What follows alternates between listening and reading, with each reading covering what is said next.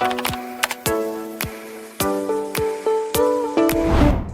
Urban lifestyle के कारण जो बच्चे नेचर से दूर होते जा रहे हैं ना, उनकी इमोशनल और मेंटल हेल्थ के लिए बहुत नुकसानदायक होता जा रहा है, तो उनको उसके करीब लेके आना है।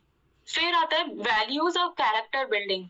ये आज के बहुत जरूरी है, क्योंकि फास्ट पेस लाइफ में फैमिली वैल्यूज और जो संस्कार देना मुश्किल हो गया है, क्योंकि एज ए पेरेंट हमारे पास ही टाइम नहीं है अपने लिए सोचने के लिए।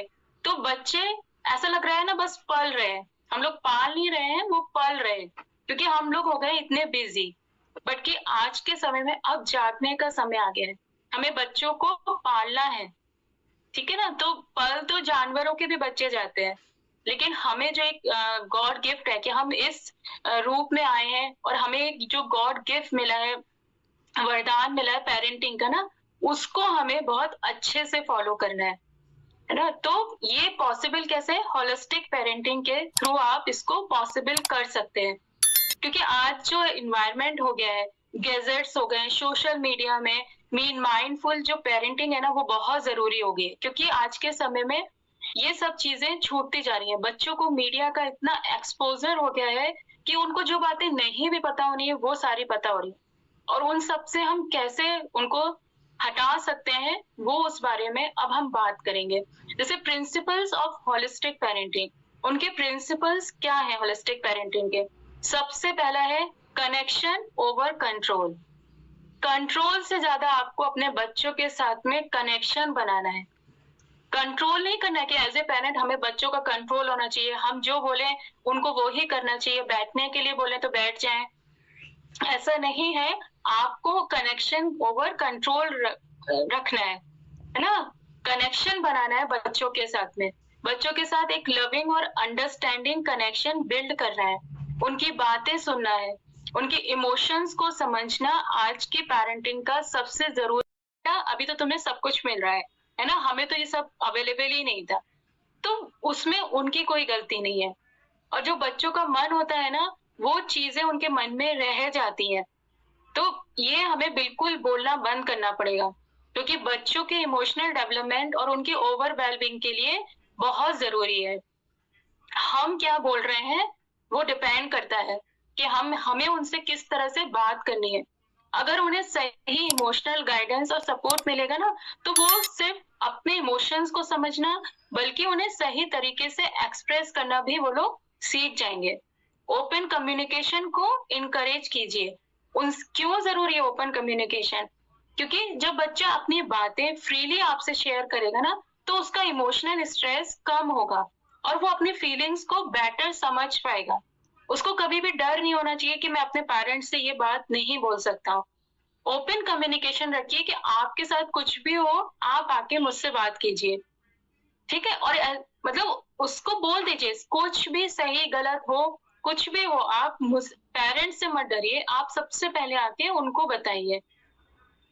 क्योंकि हर दिन, जैसे कहते हैं ना, टाइम लगेगा, ये चीजें एकदम से नहीं होगी, बट हर दिन आप जब उनके साथ ये प्रैक्टिस करेंगे, तो बात करने के लिए उनके साथ टाइम निकालिए और उनसे खुद से पूछिए कि आज तुम्हें कैसा फील हो रहा है बेटा, आज तुम्हारे स्कूल में क्या हुआ, क्या तुमने आज इंटरेस्टिंग किया। तो जब आप उनसे इस तरह से बात करना शुरू करेंगे ना, जब आप उनसे ओपन कम्युनिकेशन रखेंगे, तब आके यदि बच्चे को कोई प्रॉब्लम भी होगी तो वो डायरेक्ट आके आपसे ही शेयर करेगा।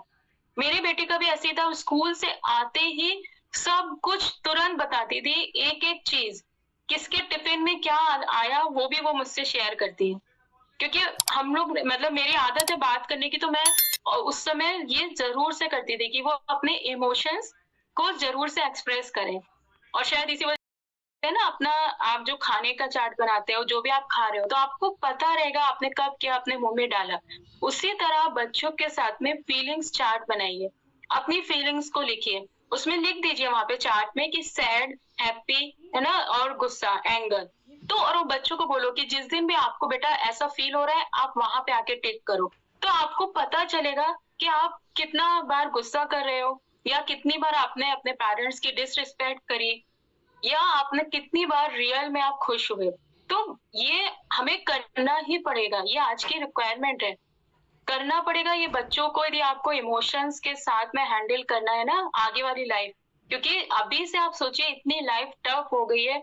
आजकल के छोटे-छोटे बच्चे मतलब सुसाइड तक का सोचने लगे हैं। ज़रा-सा देखिए आप उनके मार्क्स कम आते हैं, पेरेंट्स को परेशान करने के लिए घर से चले जाते हैं कि हमारे पेरेंट्स परेशान हो। तो वो ये मतलब आप सोचिए कि क्यों कर रहे हैं? क्योंकि कुछ ना कुछ उनको प्रॉब्लम हो रही है ना, वो अपने इमोशंस को हैंडल नहीं कर पा रहे हैं। तो उनको संग या फीलिंग चार्ट्स बनाइए ताकि वो अपने इमोशंस को समझ पाएँ, कि जिस दिन वो गुस्से में होंगे, वो लिखेंगे तो उन्हें तभी उनका गुस्सा शांत हो जाएगा। उन्हें समझ आएगा कि हमें गुस्सा नहीं करना है, हम कुछ गलत और जो मोमेंट्स होते हैं उनको एप्रिशिएट करना और बच्चों को भी वही सिखाना कि आप छोटे-छोटे मोमेंट्स को एन्जॉय कीजिए। तो ये नेचुरली जो वर्ड है ना, ये याद दिलाता है कि पैरेंटिंग एक आर्ट है, सिंप्लिसिटी है, पेशेंस और अनकंडीशनल लव का जो है ना सबसे सुंदर जो एक ताना-बाना बुनने का नाम है पेरेंटिंग। तो इसीलिए नेचुरल पेरेंटिंग का मतलब है बच्चों को उनके असली पर्सनैलिटी जो है, उसके साथ एक्सेप्ट करना। और हम लोग क्या करते हैं, हमेशा उसको बदलने की कोशिश करते हैं, उसको एक्सेप्ट नहीं करते हैं। तो ये और आपने कभी सोचा है कि मतलब जो अपने बच्चों की दुनिया के जो हम लोग कॉम्पिटिशन के लिए तो बहुत तैयार कर देते हैं ना उन्हें, बट उनके इमोशंस, वैल्यूज़ के लिए हम कितनी मेहनत करते हैं। कभी आप लोगों ने सोचा जब मैं ये क्लब जॉइन किया ना तब मुझे यहाँ पे भी आके सीखने को मिला कि इमोशंस की और हेल्थ के साथ बहुत बड़ा कनेक्शन है। आप कैसे अपने इमोशंस को हैंडल करते हो, उसी तरह आपकी हेल्थ निकल के आती है। और आजकल के बच्चों को हमने देखा ही है, बहुत ज़्यादा शॉर्ट टेम्पर हो रहे हैं, बहुत ज़्यादा चीज़ों को एडजस्ट नहीं कर पाते हैं। तो आज का सेशन जो है इसी बात को एक्सप्लोर करेगा कि होलिस्टिक पेरेंटिंग के हर एस्पेक्ट्स पे कि उनकी हेल्थ, माइंड और सोल को नर्चर करने का नेचुरल तरीका क्या है, वो चीज़ हम सीखेंगे। और आज का ये जो सेशन है मैंने पहले ही बोला, एक पेरेंट की